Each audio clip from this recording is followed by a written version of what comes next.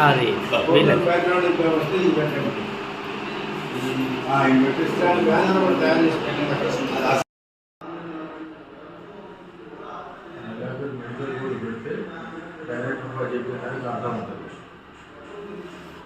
Bench మీద కూడా సానుకూలంగా స్పందించాడు. 90 కోట్లు అయితే లేదు కూడా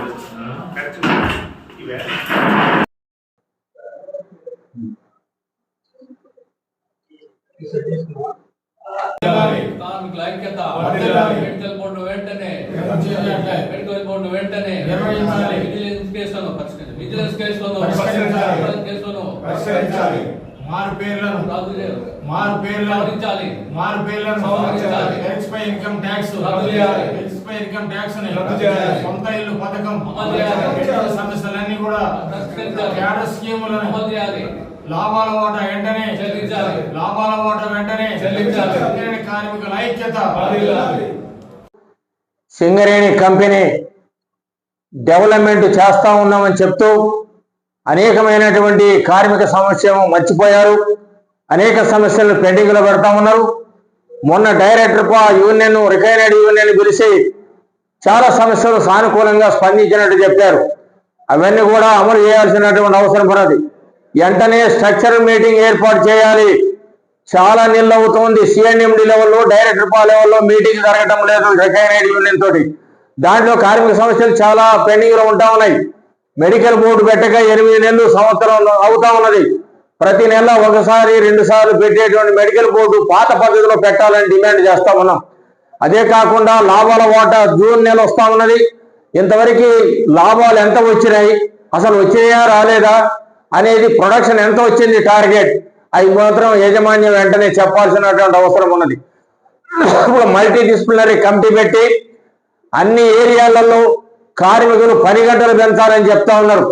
అసలు మిషనరీ బాగున్నదా? కొత్త మిషనరీ తీసుకొస్తా ఉన్నారా? పాత మిషనరీ ఎల్లింగ్ టాకా చేసి నడుపుతా ఉంటే దాని అవైలబిలిటీ ఉన్నదా? కార్మికుల్ని దొంగలుగా చేయొద్దు. 10 గంటలు కాదు, వాళ్ళు అనుకున్నటువంటి టార్గెట్ని ఫిలప్ చేస్తారు. వాళ్ళకి ఏ సంక్షేమ కార్యక్రమాలు ఇస్తా ఉన్నారు? ఇన్సెంటివ్ లేదు.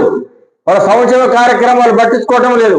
ఎండ తీవ్రత 40-45 డిగ్రీలు దాటి కొడతా ఉంటే ఓపెన్ కాస్ట్ ఉన్నటువంటి కార్మికులు టైం చేంజ్ చేయాల్సినటువంటి అవసరం ఉన్నది. ఇంతవరకు టైం చేంజ్ చేయటం లేదు. ఆ ఎండలోనే వాడు ఏసీలు ఉన్నప్పుడు కూడా ఎండలో ఉక్కకి చాలా ఇబ్బంది పడుతూ ఉన్నారు. ఈ కార్యక్రమాలన్నిటి కూడా ఏదైతే ఉందో మేనేజ్మెంట్ వైఖరి మార్చుకోవాల్సినటువంటి అవసరం ఉన్నది. అదే కాకుండా కొత్త మైన్స్ వస్తా ఉన్నాయి. కొత్త మైన్స్ గ్యాసిఫికేషన్ చేస్తా ఉన్నారు. భారతదేశ వ్యాప్తంగా ఇప్పుడు మార్పు వస్తా ఉన్నది. సింగరేణిలో గ్యాసిఫికేషన్ చేస్తాం, బొగ్గుతోటి గ్యాస్ ఉత్పత్తి చేస్తామని చెప్తా ఉన్నారు. దానివల్ల మ్యాన్ పవర్ పెరుగుతాయని ఆలోచన చేయటం లేదు. కొత్త బాయిలు అంటే బొగ్గు బాయిలు తీయాలి. అవంతిక ఉన్నది సత్తుపేరిలో, కొన్ని ఏళ్ల నుంచి నడుస్తూ ఉన్నది. అది నడిపే పరిస్థితిలో లేరు. మన సింగరేణి ఎందుకు నడపకూడదు? డంప్ యార్డ్ ఇచ్చి అవంతికను మనం హ్యాండ్ ఓవర్ ఎందుకు చేసుకోవడం లేదు? సింగరేణి కంపెనీ ప్రభుత్వం ఏం చేస్తా ఉన్నది? అట్లానే అరబిందో ఉన్నది. ఓపెన్ కాస్ట్ 3 ఇంక్లైన్ పెద్ద ప్రాజెక్టు, కొయ్యగూడెం ప్రాజెక్టు ఇల్లెందులో. మరి దాన్ని ఏదైతే కోర్టుకు పోయారు, అది 1/70 ఆలు గవర్నమెంట్ అని నడపాలి, కంపెనీ అని నడపాలి. దాన్ని ఎందుకు పట్టించుకోవటం లేదు?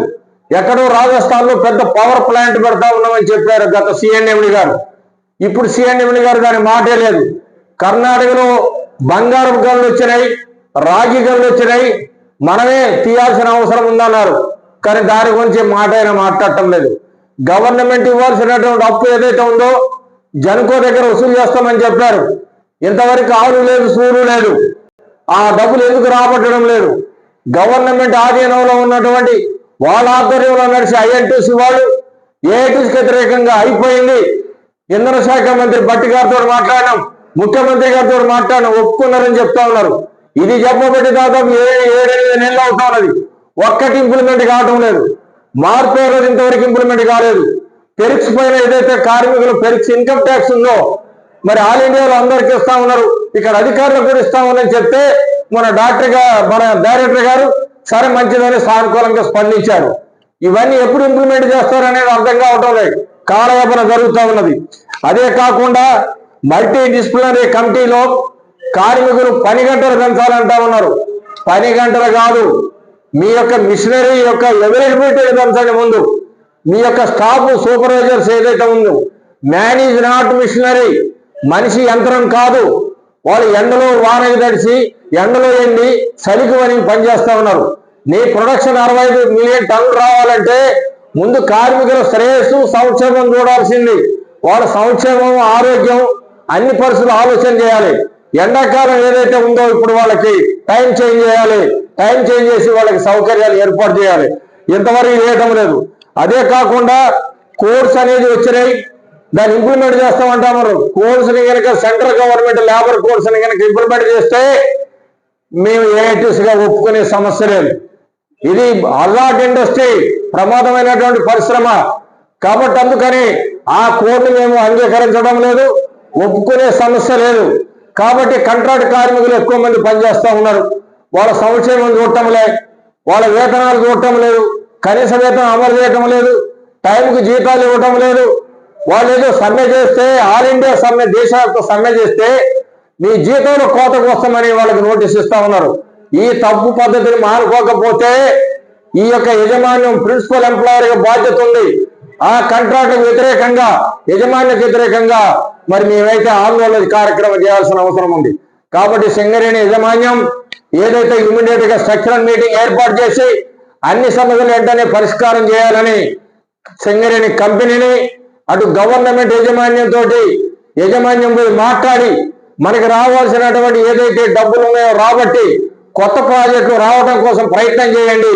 మ్యాన్ పవర్ ఒకప్పుడు 1,16,000 ఉన్నది, ఇప్పుడు 43,000 ఉన్నారు. కనీసం 60-70,000 మంది కార్మికులు ఉండేటట్టుగా కొత్త మైన్స్ తీసుకురావాలని. అండర్ గ్రౌండ్ మైన్స్ మూతపడతా ఉన్నాయి, ఓపెన్ కాస్ట్ కూడా మూతపడతా ఉన్నాయి.